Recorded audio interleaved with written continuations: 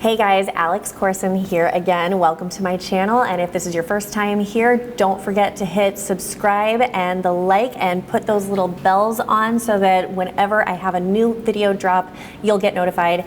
But this channel is devoted completely to helping MSPs sort of MSP better.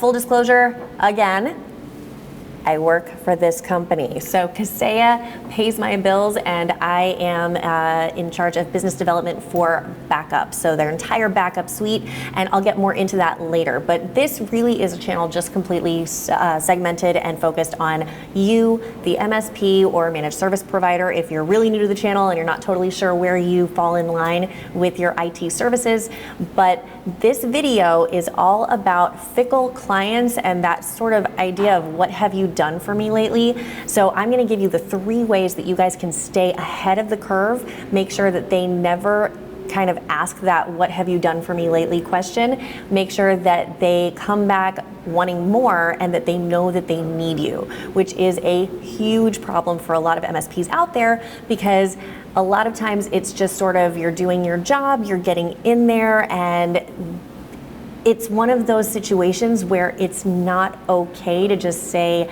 no news is good news. Because in an MSP's case, if they don't hear about it and they don't know everything that you're doing, they just know that, you know, the world isn't blowing up and that things aren't crashing. They just don't realize what's happening in the background. And you as the MSP, it's really important for you to show your value every step of the way. So I am going to look at my little notes because they're going to help me through this a little bit, just so that I can make sure I don't forget anything. But the first thing that you have to do with your clients, and I don't care if this is a client that is the biggest client versus the smallest little dentist office, they all require the same amount of attention. And honestly, guys, you've probably seen that some of the smaller ones require a little bit more attention, a little bit more hand-holding, and if you don't want to be spending a ton of time justifying your cost, then this is something that's really, really important. And we'll get into cost later. That's a totally different video of what you should be charging and how you should be packaging. That's different. We'll link to that video later on.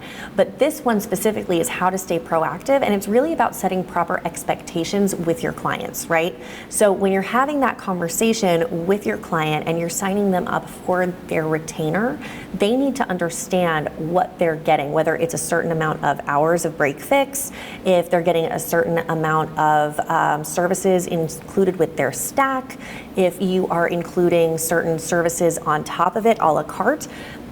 You need to have that contract completely buttoned up with really, really well-defined expectations, and keep the dialogue going every single time ahead of time. So before they sign, when you're actually having that conversation, when you're talking contracts, and even after the fact, I would always go ahead and just, hey, recap what you signed, right? So great, we went ahead and we signed this contract, we're moving on, we'll start showing up Monday the ... of 2020, and then go ahead and say, as per your contract, you agreed to get certain services. This includes right? And then you've also hopefully well-defined how often you are available for them.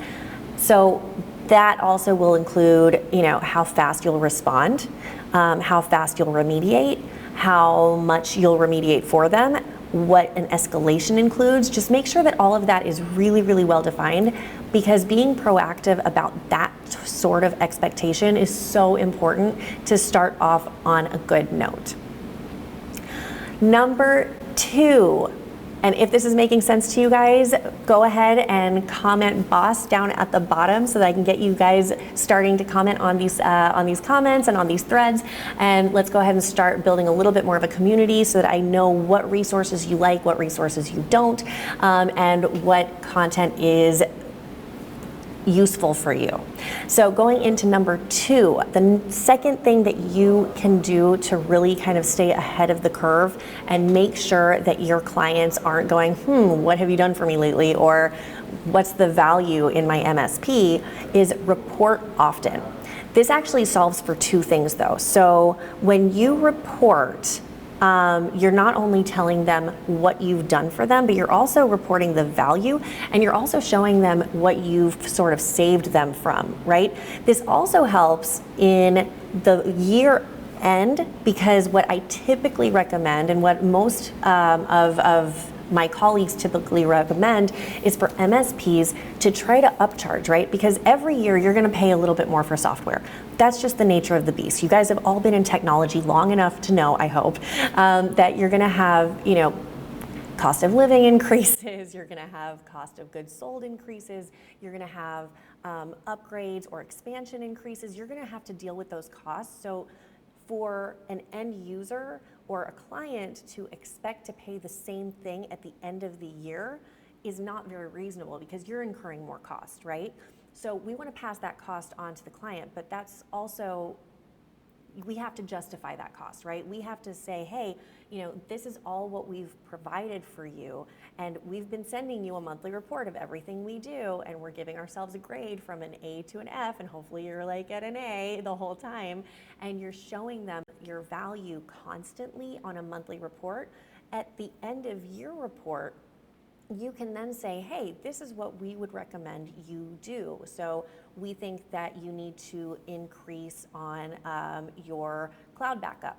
We think you need to integrate a better ticketing system, or maybe you need to integrate your current ticketing system with something like a documentation tool.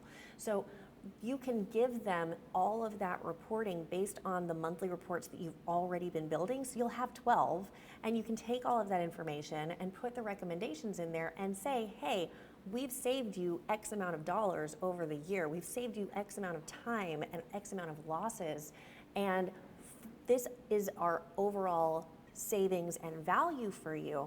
So moving forward, we're gonna need a 5% uplift, which is pretty reasonable, and that's something that they can kind of put their heads around. And I'm not saying a 5% uplift is the one that you're gonna do, right? Based on your recommendations, you may just have an increase of your services, or you may actually have them upgrading their services and increasing their stack, right?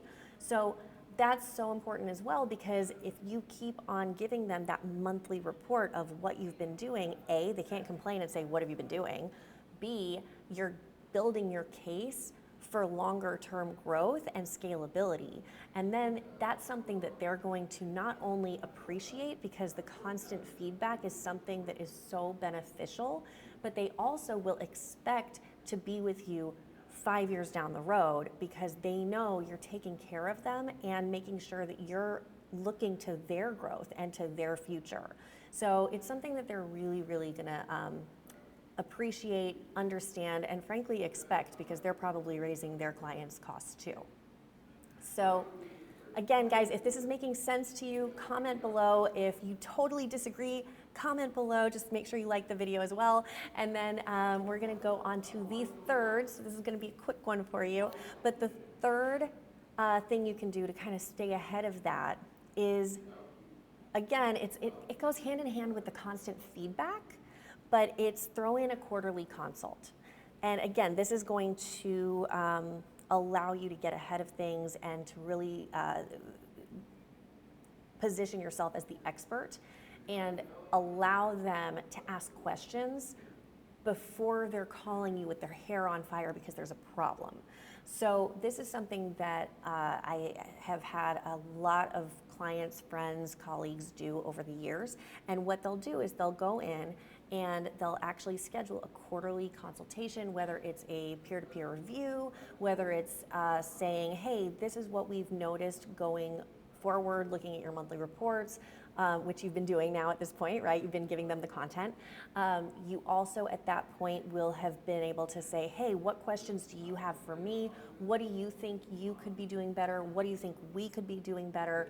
And even if they don't think that you could be doing anything better, they may have questions, frankly, about just the software costs or the hard costs, or understanding where their money is going and where their data is and how everything is connected. So that's really important to have that face-to-face feedback. And some of you MSPs are not just starting out. Some of you have teams of 10, 11, 20 people out there.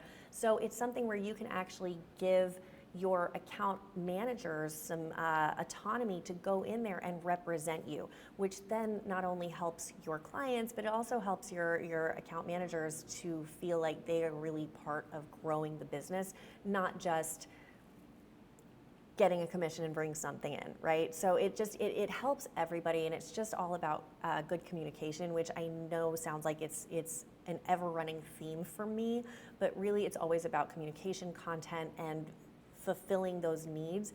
Because as an MSP and as somebody that has a whole host of technical knowledge, when you're coming to these end users who typically don't have the technical knowledge, or if they do, they don't have the time to dedicate to it, it's not their job to be finding the best deal or to be finding the most streamlined stack, or even to be looking at what is going to work best in their environment as opposed to other environments out there.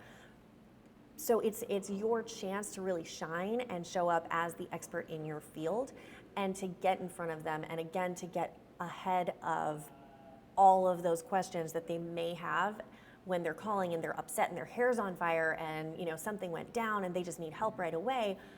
That's not a fun time to talk to them, right? So it's always more fun and more productive, honestly, if you're more proactive and you're planning. You've been giving them these reports, you've been moving forward to the reports, you're building for their future, which is also building for your future, and then you're also getting them involved with the dynamic between the two of you. So super, super important. Those are my absolute 3 best ways to stay ahead of it, so that you don't have any of those fickle clients getting really mad at you or wondering where the value is. Just stay ahead of it. If you want a little bit of a freebie, down below, we're actually going to link a template for a report, for an end-of-year report. And if you want more information, Kaseya actually has powered services where we can help you with that marketing and kind of put those communications together so that you can really put up a whole playbook and a run book for your reporting and for how you put everything together as well, and as well as what your deliverables should look like, so that you can kind of put that content out and you don't have to put a whole lot of thought to it.